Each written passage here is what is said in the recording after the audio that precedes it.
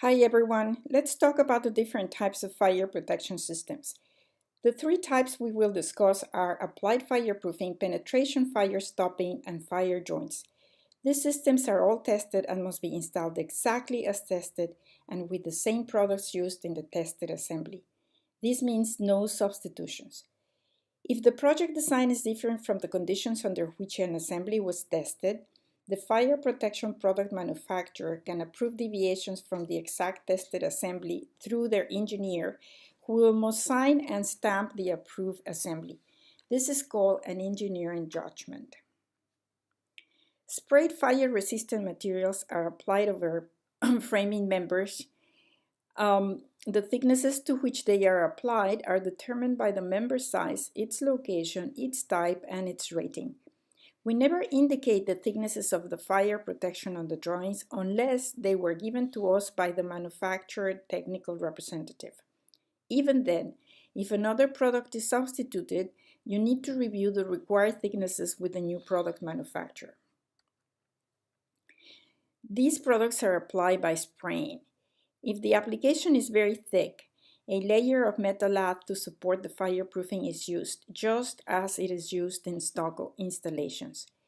You can paint over this type of fireproofing, for example, at underside of exposed decks, but always consult with the manufacturer of the paint and the manufacturer of the fireproofing to make sure that these two products are compatible. If the fireproofing is substituted during construction, you need to check again.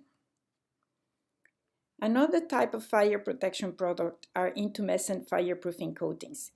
These work by swelling with the heat to protect the steel.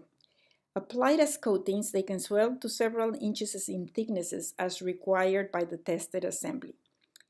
Thicknesses are determined by the hours rated and by the size of the members, just as they are for other types of fireproofing. You can paint intumescent coatings, but again, check with both the manufacturer of the paint and the manufacturer of an intumescent product. Be very careful with products labeled intumescent paint. These are not fireproofing, they are just fire retardants, which are not the same thing. Remember, intumescent coatings, yes, intumescent paint, no. Rated assemblies are penetrated by a number of building components throughout construction, and the space between the penetrating item and the surrounding construction needs to be sealed so that fire does not go through.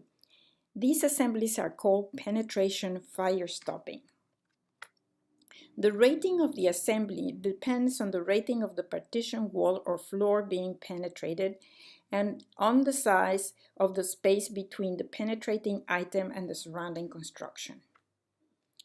Because at the time of design it is not known where the majority of the penetrations for pipes, ducts, and such will be, only those penetrations with a known location and type are documented on the drawings.